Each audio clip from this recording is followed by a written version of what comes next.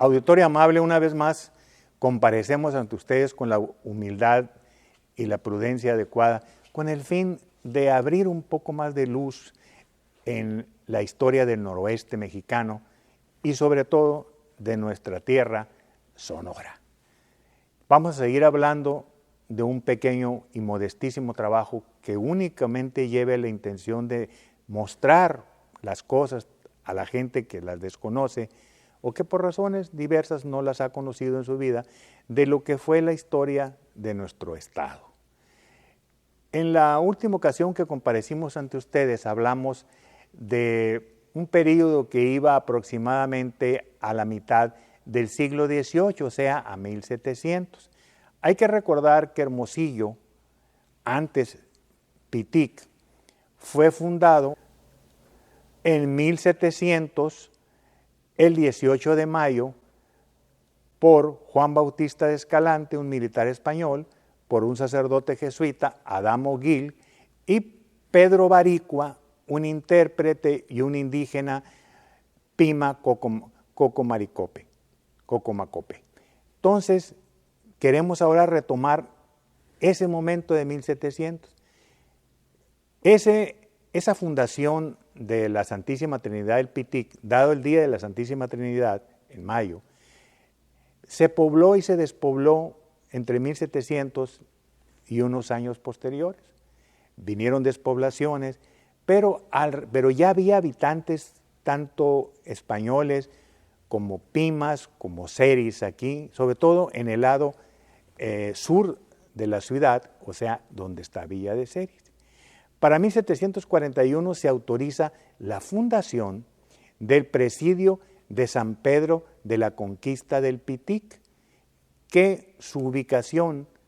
estuvo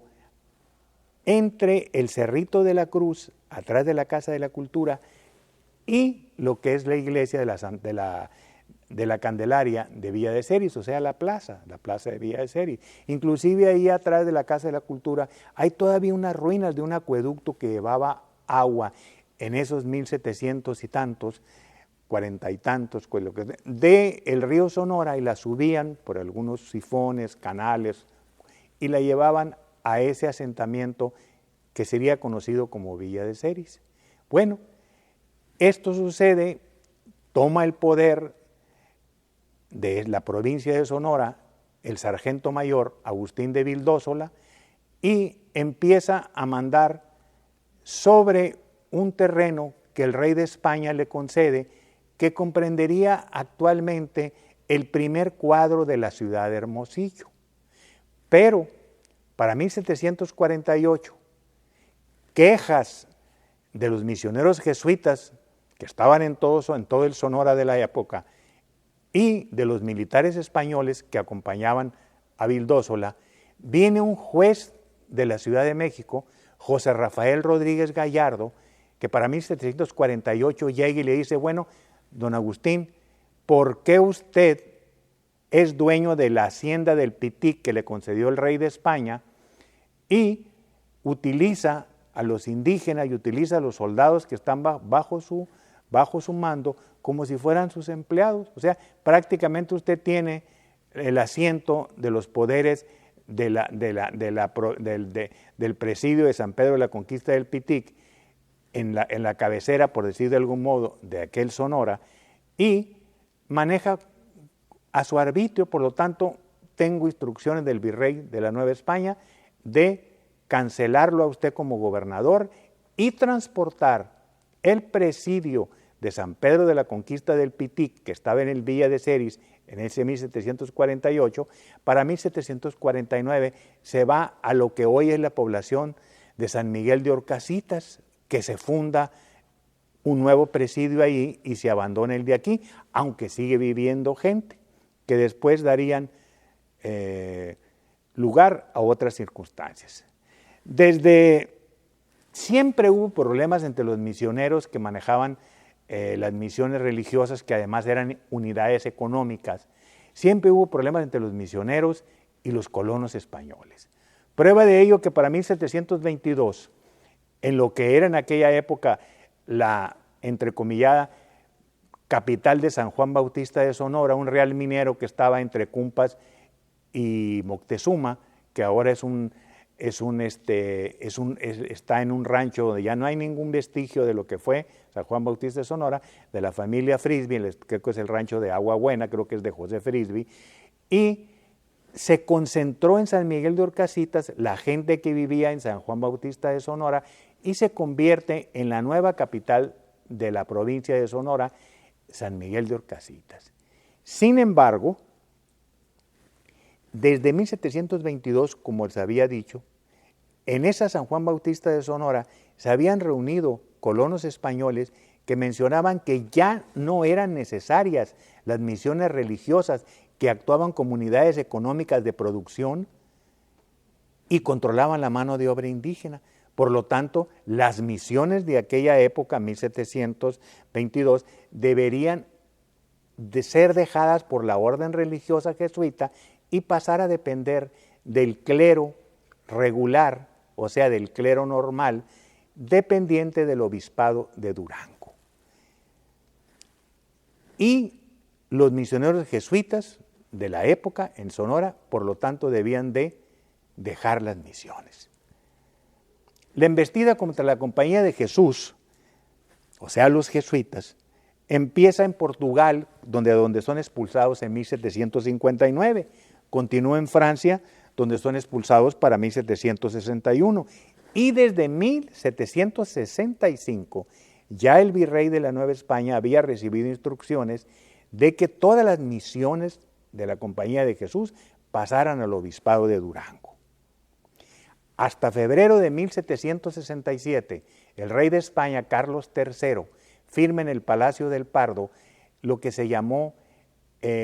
un decreto de expulsión de la Compañía de Jesús de los dominios españoles en el universo. 1767 en febrero. Sin embargo, eso llegó a ser conocido por el virrey marqués Carlos Francisco de Croix, el marqués de Croix, el virrey de la Nueva España, y lo hizo del conocimiento del gobernador de la provincia de Sonora, Juan Claudio de Pineda, que había tomado el lugar del anterior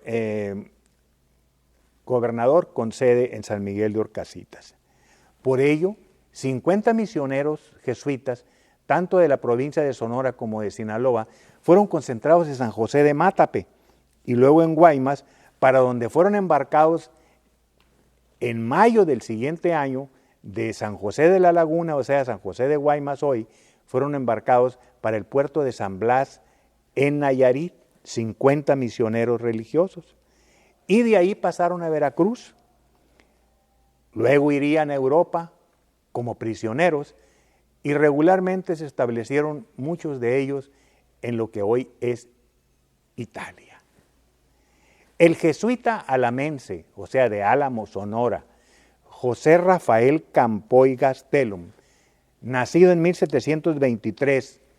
y muerto en 1777, nacido en la ciudad de Álamos en 1723 y muerto en Bolonia, Italia, en 1777, destacó junto con los otros sacerdotes jesuitas intelectuales, Francisco Javier Clavijero,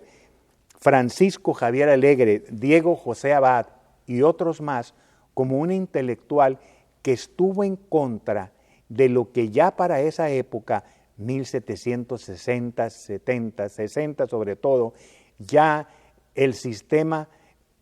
o la filosofía que llevaba la Compañía de Jesús, que era proveniente de Aristóteles, de Grecia, combinado con San Agustín, o sea, en lo que se llamó la filosofía aristotélico-tomista, estos padres que yo le menciono hace rato estaban en contra, sobre todo José Rafael Campoy, que se distingue por sus cuestiones lingüísticas, por cuestiones científicas, por haber hecho un mapa de la Nueva España y todo esto, y son expulsados de aquí. José Rafael Campoy tuvo que andar del tingo al tango, valga la expresión, viviendo entre la Ciudad de México, entre Puebla, entre San Luis Potosí y luego Veracruz, y luego ser expulsado. Es enviado junto con los demás jesuitas misioneros, aunque tengo que reconocer que más de 10 de ellos, gentes importantes que aparecen de habiendo hecho obras importantísimas sobre el noroeste, escrito y todo lo demás, y le van a Europa, y él muere, vive entre